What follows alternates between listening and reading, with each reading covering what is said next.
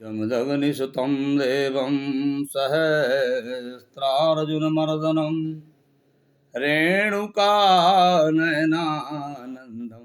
वन्दे रामं सुभार्गवम्। त्रपण्डभालं मृगचर्मयुक्तं कोदण्डहस्तं च निशङ्गपृष्ठं रुद्राक्षकण्ठं नयनाभिरामं तं परशुरामं शिरसा नमामि।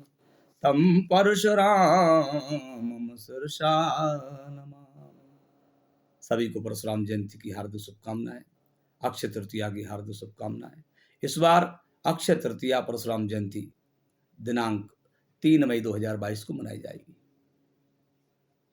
और सबसे अच्छी बात है कि इस दिन जो है 3 विशेष बड़े योग का निर्माण हो रहा है। शुक्र के कारण मालव्य योग का, गुरु के कारण हंस योग का, शनि के कारण शशि योग का निर्माण हो रहा है।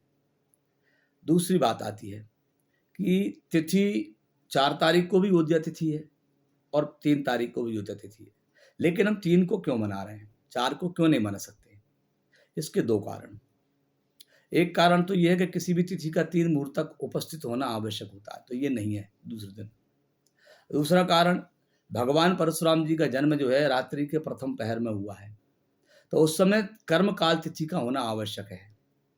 जैसे राम जी को दिन के 12 बजे हुआ, भगवान कृष्ण का रात को 12 बजे के समय हुआ। इसी प्रकार के से परशुराम जी का जन्म जो है रात्रि के प्रथम पहर में हुआ है। और हम 3 तारीख को क्यों मना रहे हैं, उसका कारण क्या है? तो निर्णय सिंधु में उसका उदाहरण दिया है, सूत्र दिया है। वैशाख शुक्ल तृतीया अक्षय तृतीयोच्यते सा पूर्वान व्यापनी ग्रह।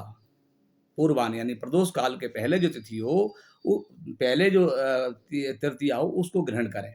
फिर भविष्य पुराण कह रहा है, शुक्ला तृतीया वैशाखे शुद्धो पोख्या दिनद्वये निशायाम पूर्वयामे चेतु उत्तरायण यत्र पूर्विकाम। इससे सिद्ध हो गया कि हमको पहले वाली तिथि का ग्रहण करना है। अब भार्गव अर्चन दीपिका, इसके माध्यम से सूत्र क्या आ रहा है कि सा प्रदोष व्यापनी ग्रह्या तदुक्तम भार्गवार्चन दीपिकाम।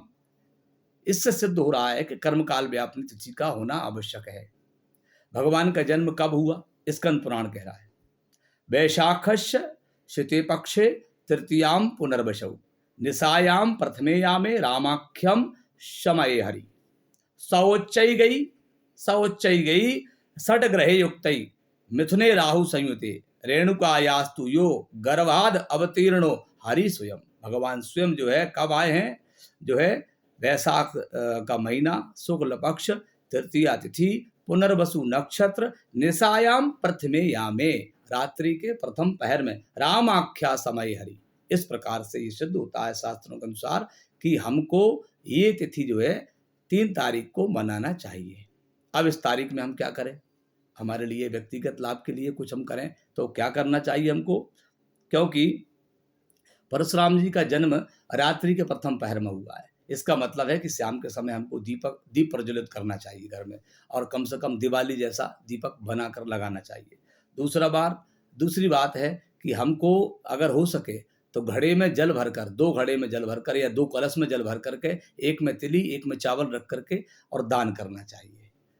और आपका ये वर्ष कैसा व्यतीत होगा उसके परीक्षण के लिए तृतीया तिथि के दिन रात्रि के समय 1 मुट्ठी धनिया अपने भगवान के मंदिर में रख दें और प्रातः काल उठ करके जो है उस धनिया को आप मिट्टी में बो दें।